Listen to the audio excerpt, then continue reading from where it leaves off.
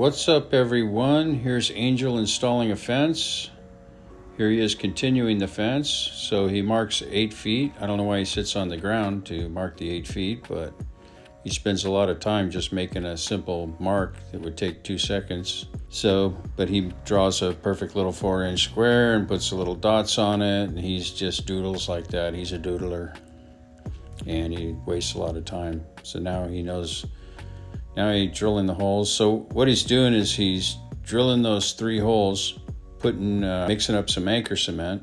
And when he uses the blower with the drill like that, he just sits there and inhales a bunch of that concrete dust, which is not good. You're supposed to drill the hole first, and then all 3 holes, and then stand back and blow all that dust away, and then get out of there while it dissipates.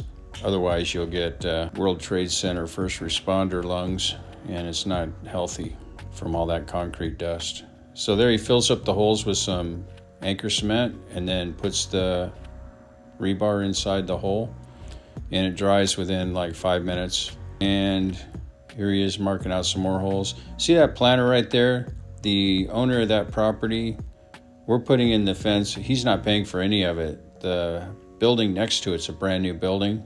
It's a house flipper guy that I do work for, and he met with the neighbor. So the fence is going in the right place, right on the property line, but his little planter existing there makes it really kind of tight to walk through there.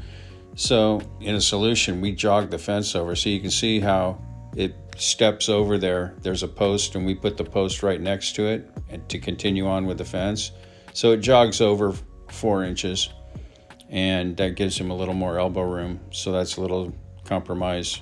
He didn't have to compromise, but he did, because he tries to be friendly and get along with the neighbors while he's building his house there. So we jogged it over for about 3 sections and then jogged it back onto the property line. So this is concrete mount vinyl fence, slab mount, which means we're mounting all the posts right on the slab. So you do it with that rebar like that. It works perfect. It's the way everyone does it. So you measure every 8 feet and you make that line, and then you put your post right on that line. But then you eyeball over from that little pencil mark on the concrete every 8 feet. You eyeball over a little bit and drill your couple holes, like 1.5 inches, 2 inches, and then you drill the holes in the concrete. And then you mix anchor cement, like I said, and put it in there. So here he's turning the posts upside down and marking them on the string, because you set a post at one end and one at the other end and pull a string. And then you turn the post upside down and mark it, and then you cut it at that mark and then flip the post back over and put it on. Because the concrete will go up and down, or the property will slope. So that's the way you do it. And then you get the posts at the right height. And you'll see at the end of this job that he did not get the posts at the optimal height, at the right height. He made one sticking up too high, so he could have done better with that.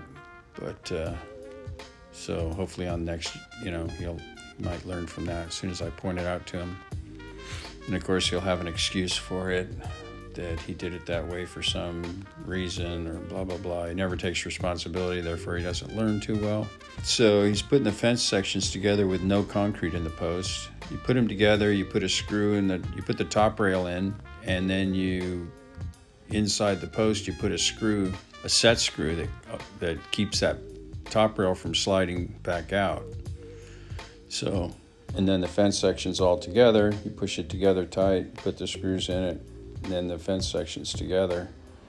And then you pour the concrete in the top, and you tilt the post slightly left or right, and while the concrete's inside, you can still move the post a little. And then you look down the line, you get the fence nice and straight, and it's on the string also, so that's what keeps the fence straight when you're installing it.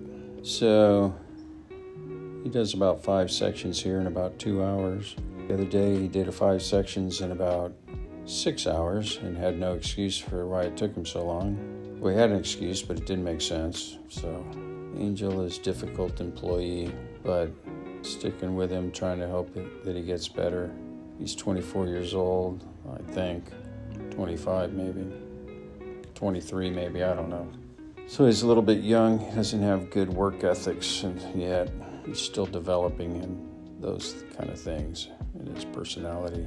So he knows how to do the work, he gets it done, but he gets distracted really easy and spaces out on doing little things, like sitting down and drawing the little perfect little circles where he's going to put the rebar and filling them in, penciling them in, which is all completely unnecessary and just distracts you from concentrating on what your goal is here. It's not a good way to work like that. So there he is, got all the sections together, and you can see him flopping in the breeze there until he puts the concrete in, and then they won't move at all.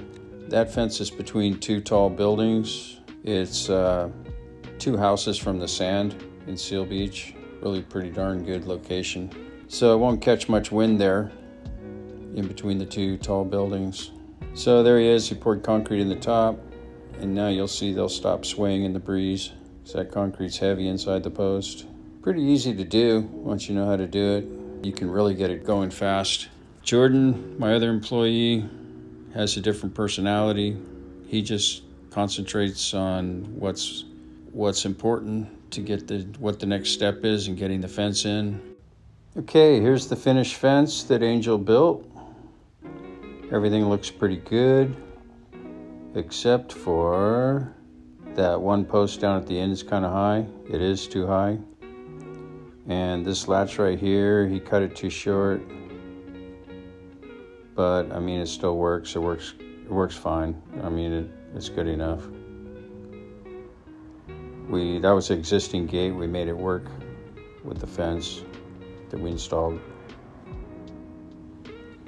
And here's that planter I was mentioning, and here's where the fence steps over a little bit, give you a little more room there.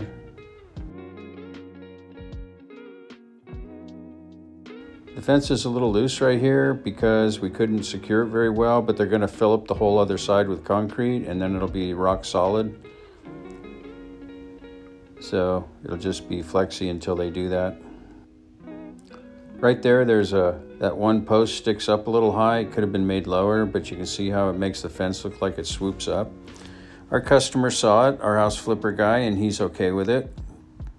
And but you can see that one post, if it was down a little more, see it has a gap there, a 1-inch gap. If you could have lowered that an inch, then an inch or even a little more, then it wouldn't be poking up like that. It'd be more of a rounded curve, and that's what you want to go for, because when it pokes up like that, it just doesn't look good. It just could look better the other way. It would look like it's supposed to the other way. Anyway, here, come down to the end of the fence. We did another one of those latches on the gate, the existing gate. So there's that one post sticking up. And that's it. Another fence done by Mr. Fence. Thanks for watching. Like and subscribe, and we'll see you on the next one.